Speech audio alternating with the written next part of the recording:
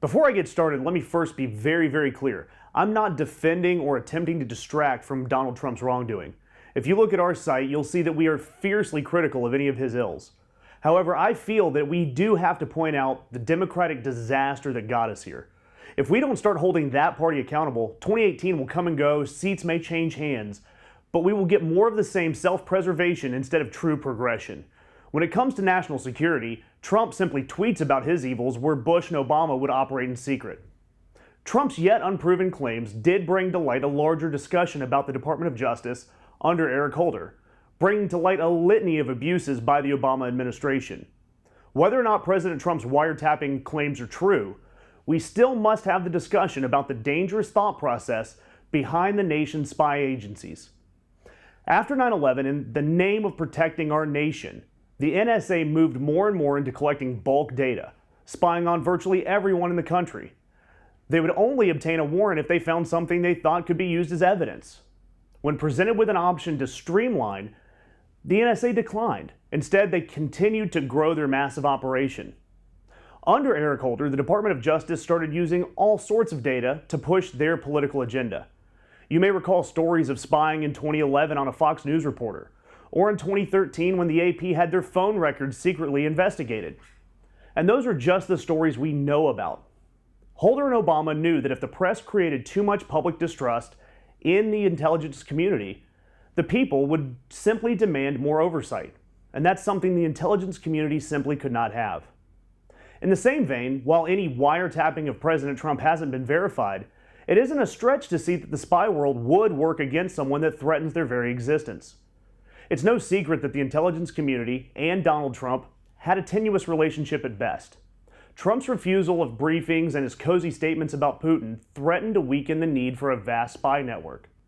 So what better way to justify your existence than to do everything you can to interrupt efforts at improving diplomacy with the world's superpowers? The CIA and the NSA, they were at their heyday during the Cold War. We needed them to save the day, snuffing out communism wherever it popped up. Why wouldn't they want to go back to that? They need us to refuse to work with China and Russia.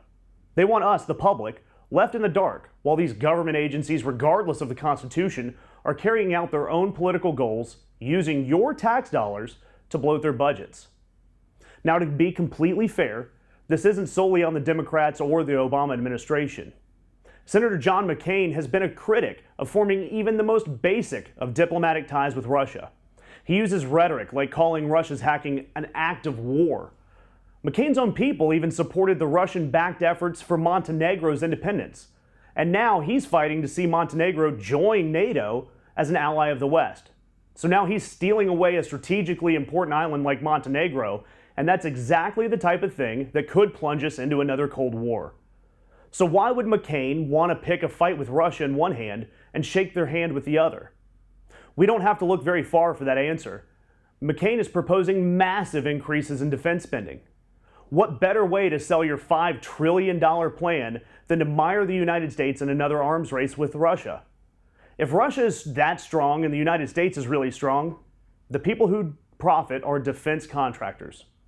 Then you simply have to follow the money. After years of rallying against wasteful defense spending, McCain is now in the pocketbook of lobbyists and contractors. During this last election cycle, he received more than $300,000 in funds from the defense industry. And now, just today, we are seeing that WikiLeaks is publishing more information about the CIA's plans to use smart devices to spy on their owners, tactics that they stole from the Russians. These leaks from 2013 through 2016 also detail the agency's efforts to make attacks look like they came from other countries, like Russia. But this may not get its due attention because it's not as sexy as leaked Clinton emails or Trump's rants. The point of all of this is that it doesn't matter what we, the people, want from our government. Our officials, whether Republican or Democrat, will operate in the shadows to maintain their massive budgets. They're going to work around the Constitution, outside the law, to create conflict, just so they can sell us on this increasing government contract while they continue to violate our rights to privacy. So it doesn't matter what letter's next to someone's name. If they continue to sell you the need for dramatic reach into your personal lives, we're going to need to hold them accountable. 2018 and beyond will offer much more of the same things we've seen from Bush, Obama, and Trump if we don't.